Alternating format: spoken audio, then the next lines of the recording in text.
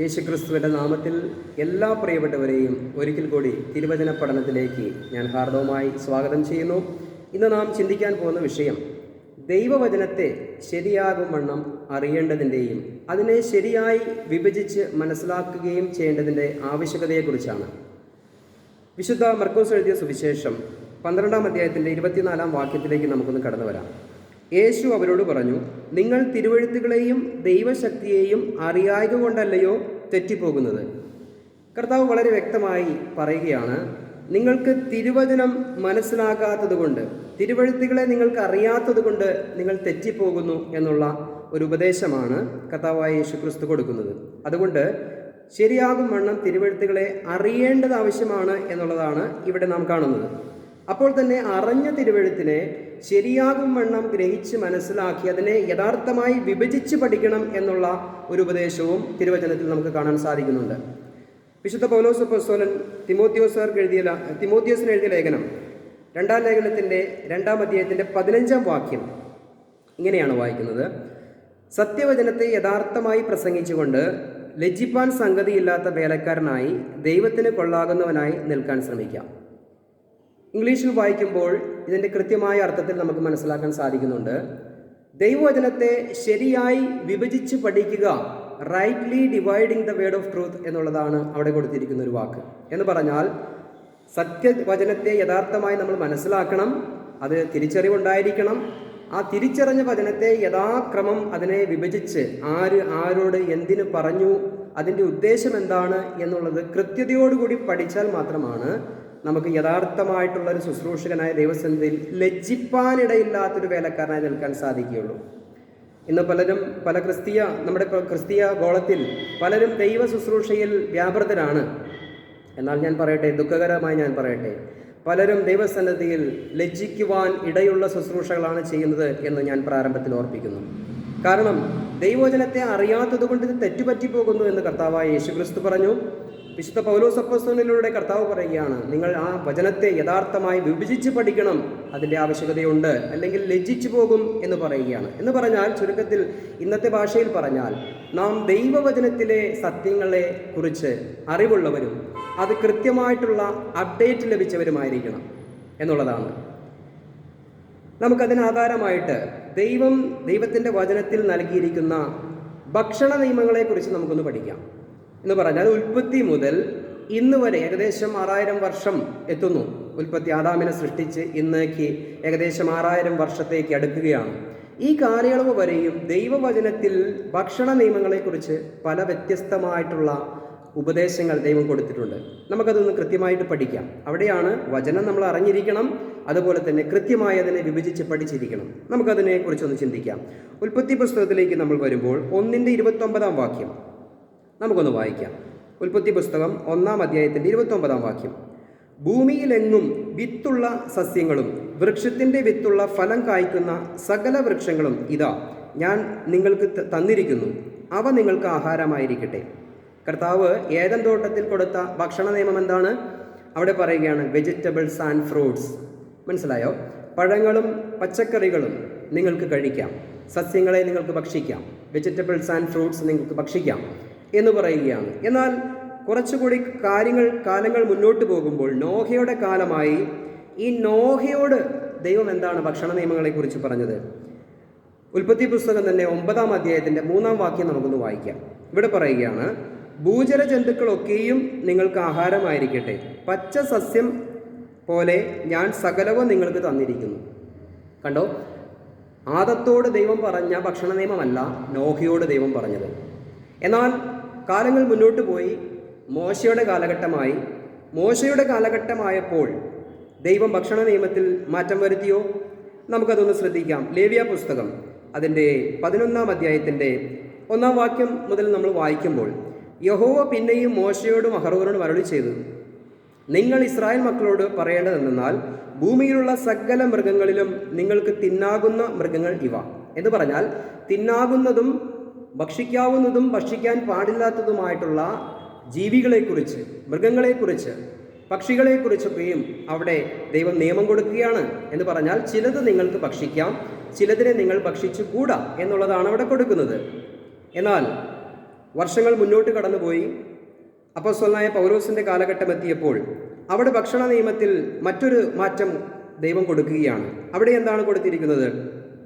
1 തീമോഥെയോസ് 4-ാം അധ്യായത്തിൻ്റെ അതിൻ്റെ 1 മുതലുള്ള വാക്യങ്ങൾ നമ്മൾ വായിക്കുമ്പോൾ മനസ്സിലാക്കാൻ സാധിക്കുന്നത് ഇങ്ങനെയാണ്: എന്നാൽ ഭാവി കാലത്ത് ചിലർ വ്യാജ ആത്മാക്കളെയും ഭൂതങ്ങളുടെ ഉപദേശങ്ങളെയും ആശ്രയിച്ച് ഭോഷ്കു പറയുന്നവരുടെ കപടത്താൽ വിശ്വാസം ത്യജിക്കും എന്ന് ആത്മാവ് തെളിവായി പറയുന്നു.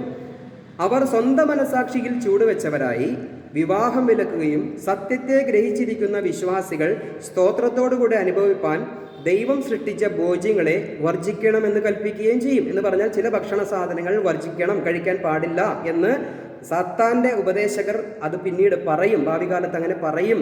പിശാചിൻ്റെ പ്രബോധനത്താൽ അങ്ങനെ ചില ആളുകൾ വശീകരിക്കപ്പെട്ട് ഇങ്ങനെ ചില ഭക്ഷണ സാധനങ്ങൾ കഴിക്കാൻ പാടില്ല എന്ന് പറയുമെന്ന് പൗലോസ് പറയുകയാണ്.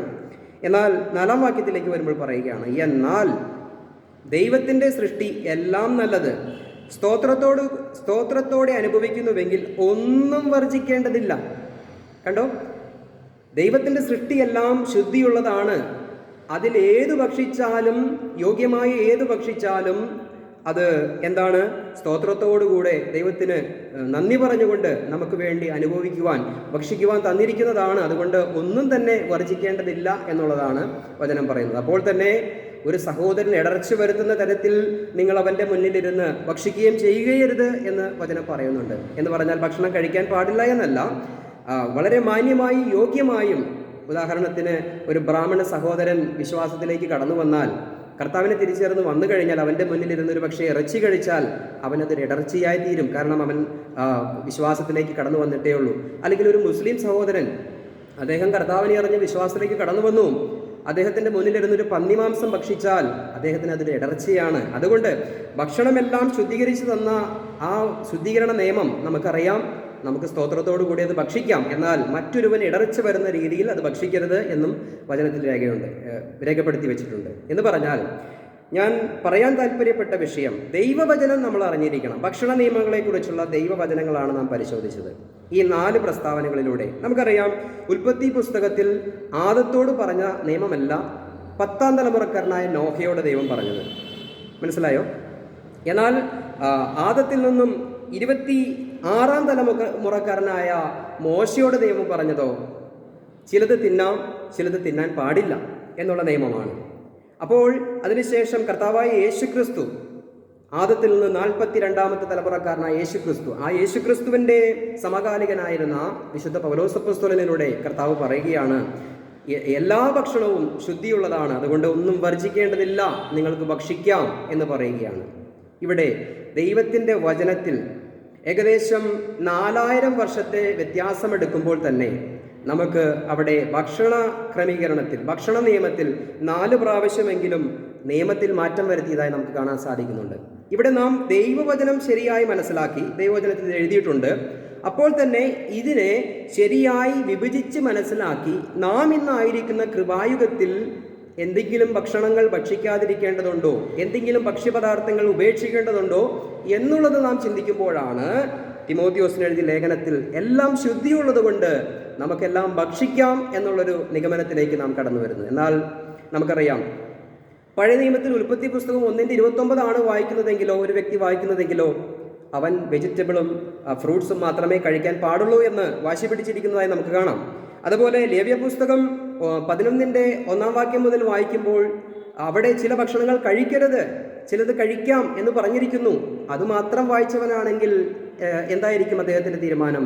അദ്ദേഹം ചിന്തിക്കും, ചിലത് ഭക്ഷിക്കരുത്, ചിലത് ഭക്ഷിക്കണമെന്ന് ദൈവവചനമല്ലേ രേഖപ്പെടുത്തി വെച്ചിരിക്കുന്നത്. കാരണം എന്താ? ഇദ്ദേഹം അപ്ഡേറ്റ് ആയില്ല. ദൈവവചനത്തിൻ്റെ കാലാകാലങ്ങളിൽ ദൈവം കൊടുത്തിരിക്കുന്ന ഭക്ഷണ നിയമങ്ങളെക്കുറിച്ച് അപ്ഡേറ്റായി ഇന്ന് എന്ന് പറയുന്ന കൃപായുഗത്തിൽ എന്തെല്ലാം ഭക്ഷിക്കാം, ഭക്ഷിക്കരുത് എന്നുള്ള നിയമത്തിലേക്ക് അദ്ദേഹത്തിന് എത്തിച്ചേരുവാൻ കഴിഞ്ഞില്ല. അതുകൊണ്ടാണ് ദൈവവചനത്തെ ശരിയായി വിഭജിച്ച് യഥാർത്ഥമായി ഇതിനെ പ്രസംഗിക്കണം, അല്ലെങ്കിൽ ലജ്ജിപ്പാൻ സംഗതിയുണ്ടാകും എന്ന് ദൈവവചനത്തിൽ ഓർപ്പിച്ചിരിക്കുന്നത്. അപ്പോൾ തന്നെ പ്രിയമുള്ളവരെ, നാം ചിന്തിച്ച വിഷയം ദൈവവചനത്തെ ശരിയായി മനസ്സിലാക്കേണ്ടതും അല്ലെങ്കിൽ ദൈവവചനത്തെ ശരിയായി മനസ്സിലാക്കി വിഭജിച്ച് പഠിക്കേണ്ടതിൻ്റെയും ആവശ്യകതയെക്കുറിച്ചാണ്.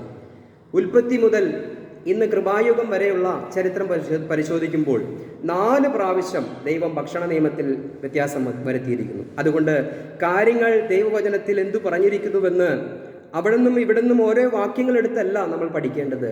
അതിൻ്റെ മുഴുവനുമായിട്ടുള്ള ആകെ തുകയിൽ ഈ വചനം എന്താണ് പറയുന്നത് ശരിയായി അതിനെ മനസ്സിലാക്കി, തിരുവെഴുത്തുകളെ നിങ്ങൾ അറിയാതിരുന്നാൽ തെറ്റിപ്പോകുമെന്നുള്ള കർത്താവിൻ്റെ വചനം മനസ്സിലാക്കി, തിരുവെഴുത്തുകളെ നാം മറഞ്ഞിരിക്കുകയും അതുപോലെ തന്നെ ശരിയായി അതിനെ വിഭജിച്ച് പഠിച്ച് മനസ്സിലാക്കി അതിനെ ശരിയാകും വണ്ണം തൻ്റെ ശ്രോതാക്കളിലേക്ക് എത്തിക്കുകയും ചെയ്യുന്ന ഒരുവനാണ് യഥാർത്ഥ സുവിശേഷകൻ. പ്രിയമുള്ളവരെ, ഞാനിവിടെ പറഞ്ഞ ഈ കർത്താവായ യേശുക്രിസ്തുവിൻ്റെ വചനപ്രകാരമുള്ള അല്ലെങ്കിൽ തിരുവചന സത്യങ്ങളുടെ അടിസ്ഥാനത്തിലുള്ള കാലാകാലങ്ങളിൽ ദൈവം മനുഷ്യർക്ക് നൽകിയ ഭക്ഷണ നിയമങ്ങളെ കുറിച്ചുള്ള ഉപദേശത്തെക്കുറിച്ചാണ്. ഇത്തരത്തിൽ അനവധിയായ കാര്യങ്ങൾ വരും ദിവസങ്ങളിൽ നമുക്ക് ചിന്തിക്കുവാൻ കഴിയണം. ദൈവം അതിനായിട്ട് എല്ലാവരെയും ഒരുക്കട്ടെ എന്ന് പറഞ്ഞുകൊണ്ട് ഞാനിപ്പോൾ ഈ വീഡിയോയിൽ നിന്ന് വിരമിക്കുന്നു. കർത്താവിൻ്റെ നാമം മഹത്വപ്പെടുമാറാകട്ടെ. Praise the Lord.